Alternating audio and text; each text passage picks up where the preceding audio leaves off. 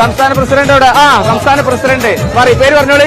എന്റെ പേര് Abdussalam, Kerala state cooking workers യൂണിയന്റെ സംസ്ഥാന പ്രസിഡന്റാണ്. ഓക്കെ. ഇവിടെ വന്നപ്പോ ഒരു ഉത്സവ പ്രതീതിയാണ്.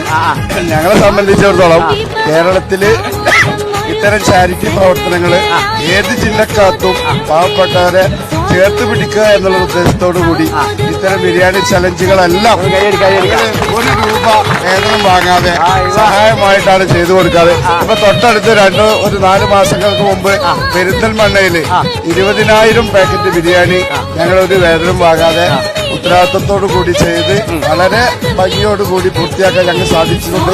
ഇതിലൊക്കെ പ്രചോദനം ഞങ്ങളെ സംബന്ധിച്ചിടത്തോളം ഞങ്ങളെടുക്കുന്ന തൊഴിലിനോടുള്ള പ്രതിബദ്ധതയും അതോടൊപ്പം തന്നെ സമൂഹത്തെ ചേർത്ത് പിടിക്കുക എന്നുള്ള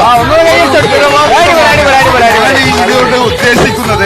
ഞങ്ങൾ ഇത്തരം പ്രയാസപ്പെടുമ്പോൾ ഞങ്ങൾക്കുണ്ടാവാറ് ഞങ്ങളുടെ നാട്ടുകാരും ഇത്തരം കൂട്ടായ്മയാണ്.